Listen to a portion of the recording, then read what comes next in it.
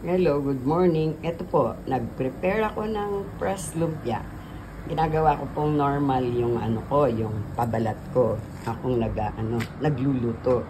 Kaya ito, cornstarch,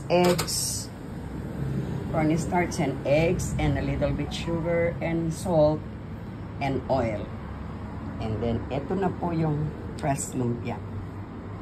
Ito naman yung vegetable niya.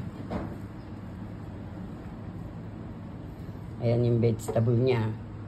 Para lumalamig abang binabalot. Kasi abang ginagawa ko yung wrapper, binabalot ko yung yung lumpia. Ito yung leaf lettuce. And then, ito na po yung pagkayari niya na pressed lumpia. Ang laman niya, singkamas, celery, carrots, cabbage, at saka chicken breast ang linalagay ko na ingredient niya.